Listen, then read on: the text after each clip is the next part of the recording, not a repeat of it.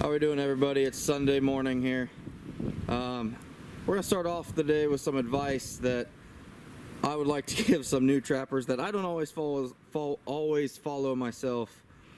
When you stake a trap, make sure there's no way for them to get to something where they can hide themselves. We got a possum here, but he has burrowed under this culvert. And if that was a raccoon, I'd have a heck of a time getting him dispatched and getting him out of there. But luckily, since it's a possum, I can just reach up there and I'll just take the trap off his foot. But kind of a rookie move on my part, but I've probably had this 2 or 3 times already this year. You know, make sure wherever you stake that they can't get to anything that you can't get to.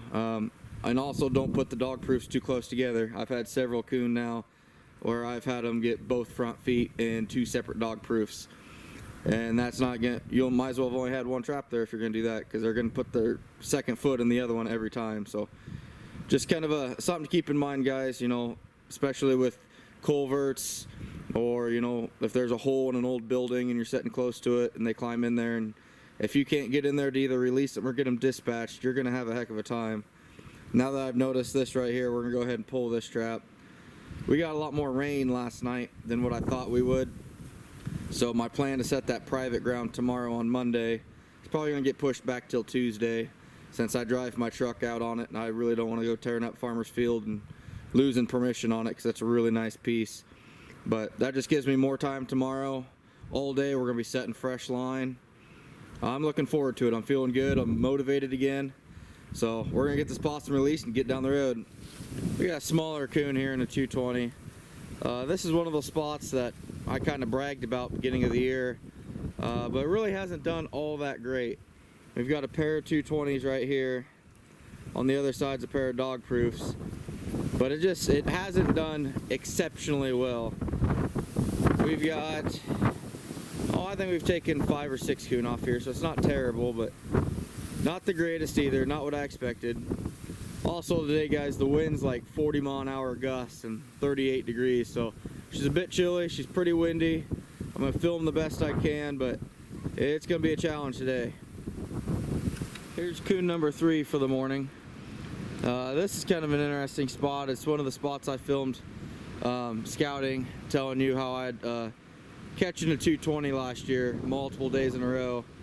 This year it's caught 3 in the 220 spot on the other side of the road, but this is the first time that the dog proof on this side has caught something. You know, I view it as 2 possibilities. One, they're not hungry when they walk by this, because several of the coon that I've caught are coming from this side. So either they're just not hungry and they're just traveling, or that, you know, dry cat food that I like to use wasn't appealing to them. You know, that's what I use on all my early sets, and I like it, but no matter what you use, I believe you're going to have some kind of refusal, some kind of passovers, because not every single time are they going to want what's inside that tube. Whether that's cat food, some specialty commercial bait, you know, it doesn't matter. I think everybody has fur walk past dog proofs at some point. So nothing is a sure thing with that, in my opinion. I mean, you know, other people may say how they've got the special bait that catches everything that walks by. I would be kind of skeptical, but you know. Anyway, I'm just happy to get a few fur today. Like I said, most of the line's pulled, but we got about, I think it's like 70 stops when I counted or something.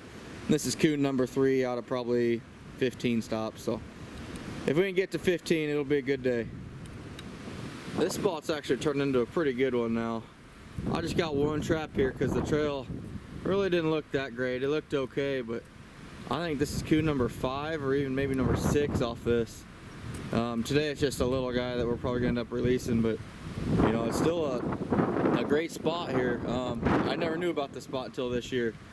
It just comes a little thicket off a fence row here, coming across to a bean field. Not a very typical spot that I'd set on, but it seems to be doing pretty well, so don't count these spots out. Got us a pretty nice coon here. just going from this draw, headed over to a cut cornfield. It's about 8:15 in the morning. I think this is coon number 6. So pretty slow, but kind of rushing through it today. We got to hurry. I'm supposed to be home by 9 for my boy's birthday, so one step at a time. My good luck has struck again. I was wondering with those few traps I got out if I'd be lucky enough to get one of these. Not the most prettiest one, but we're definitely happy to see him today. We got coon number 9 for the day here. Just about wrap up the day. I think we got about 15 more stops, but that wind is whipping, and boy, it being about 38 degrees. She's chilly this morning, but anywho, we'll get him taken care of.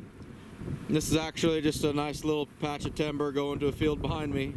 You know, same thing, just like always, but repetition's the key. Find these points. That's what you're looking for. We just got back today. We ended up with 12, which wasn't great, but not terrible either. Did pick up another fairly decent colored skunk, but I had 6 traps stolen today. I want to talk to you a little bit about that. One thing I've done, and it's a really hard thing to process, but I plan to lose 10% of my line every year. If I put out 300 traps, I'm planning on losing 30 traps. It makes it a lot easier to process this when you do lose some. It's really hard to get that mental attitude of it, but you can't let it spoil your day.